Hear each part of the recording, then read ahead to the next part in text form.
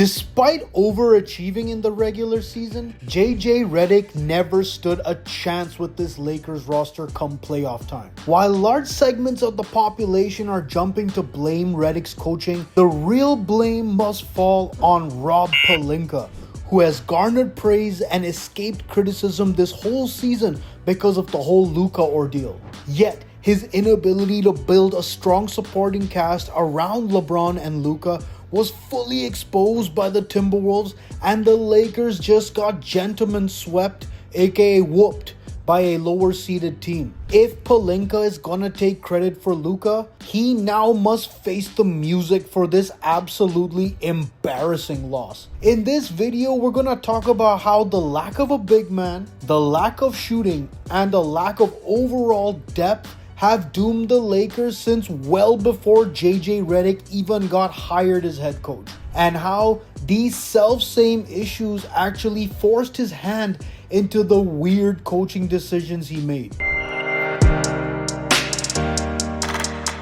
So who could have seen that JJ Redick would have major issues with this roster? Me, that's who, and the proof is right here in the pudding. Pardon my arrogance, but it just feels so good to be so right. I made this video 10 months ago, and despite the Luka trade, those problems still remain. In fact, you could argue they've gotten worse. And that leads us to the first issue and the biggest one: the lack of any real big man. Despite even Anthony Davis calling for help at the center position and the Lakers having a clear opportunity to sign one in Mark Williams, it actually amounted to nothing. Yes, they got Luka, and that's a great future move, but you need somebody who can grab rebounds and box out and catch lobs on the other end. Otherwise, what happens is what you saw. The Lakers got murked on rebounds because the biggest guy they had out there a lot of the time was 6'8" LeBron James. This is one of the things JJ Redick was getting criticized most for. But come on, man, let's get real. When your two so-called big men are Alex Len and Jackson Hayes, what are you supposed to do? It's a lose-lose for JJ Redick because no matter what he does, it's the wrong decision. Those two proved unplayable in the modern NBA. And yes, Ish is sweet in the regular season,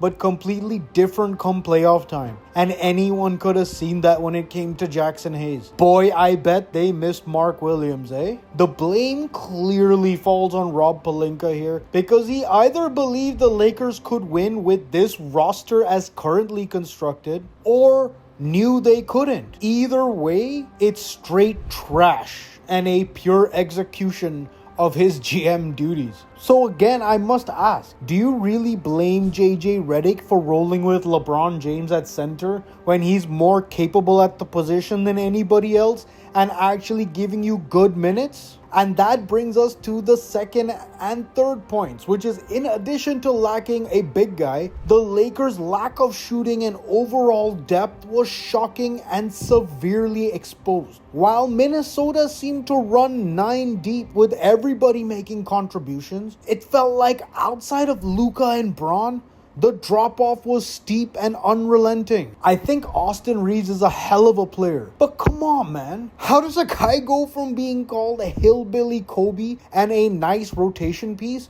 to now being a bona fide third option on a championship team? I mean, that's just absurdly ridiculous. And it's unbelievable that media members who watched the game for 20 years thought that was actually going to fly in the playoffs. Let alone the fact that outside of even Austin Reeves, who's becomes a better shooter, you have no shooters surrounding Luka Doncic and LeBron James, which has been known to be a proven formula that has worked with both those two guys. Which leads us to the second most criticized thing about JJ Redick, which was in that critical game 4, rolling with the same 5 guys for the entire second half and not giving a minute of rest to LeBron James, who's 40, and Luka Doncic, who's famously out of shape. More on that later. But again, how can you blame him? It was desperation time and he was going with the 5 guys who were giving him anything. Was he supposed to play Alex Len there?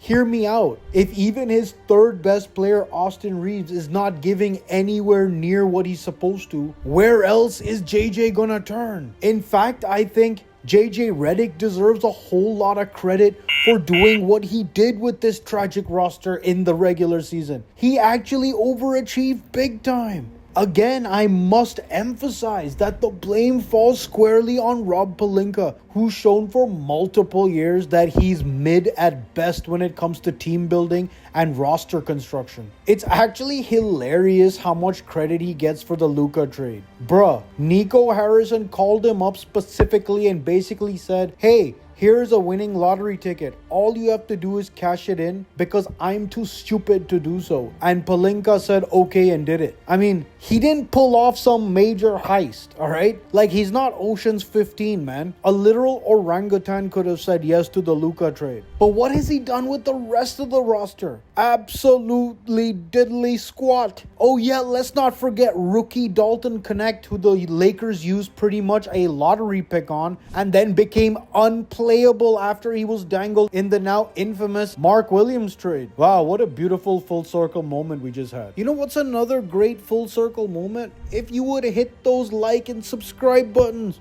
We are so close to that 1,000 subscriber mark, guys, and I so appreciate all of your participation and engagement with our channel. But again, I must ask, boy, how much did they miss Mark Williams? And now we also have to address the other elephant in the room. Yes, of course, the Lakers won the Luka and Anthony Davis trade, but we have to be honest. The Lakers need a different Luka moving forward if they are to reach back to the promised land. He's out of shape, clearly overweight, and yet again, a blueprint now all NBA teams have gotten used to. Yes, we can give Luka his grace because of that shock trade, a move to LA mid-season that could have an impact on anybody's psyche. So we can forgive him for that. But at the same time, he was exploited for his defense last year when he was on Dallas, and he got traded for being out of shape and overweight supposedly. So that's something that has to change post haste. And once again, you must look at JJ Redick and say there's not a lot he can do when your best player or your future player doesn't show a commitment to conditioning and defense on one end, but is also the only one giving you any consistent offense on the other end and isn't getting much help. So he's exhausted in addition to being out of shape. So again, the lion's share of that falls on Rob Pelinka because the Lakers had absolutely no depth to surround Luka Doncic and LeBron James with. The few other pieces they had became unplayable once the playoffs started. And if you look at Luka last year, he had a bunch of defenders who could paper over his defensive issues, and Dallas understood that he gave you so much on offense that it was worth partnering defenders with him. Something easily replicable and the Lakers could do or could have done. So yes, we can acknowledge that JJ Redick could have given a 40-year-old LeBron some rest in that game or spelled Luka for a few minutes in the critical Game 4. But for Rudy Gobert to be looking like prime Shaq out there in Game 5 and having 27 points and 24 rebounds, that's a personnel problem. And no amount of coaching by JJ Redick was going to get them out of that hole and win the series. You know it and I know it. This falls on general manager Rob Pelinka, who never gave JJ Redick a proper chance to excel with the roster currently provided. Let's hope they can make some significant changes this summer, and let's hope that that doesn't mean getting rid of JJ Redick, who was one of the few bright spots in this season.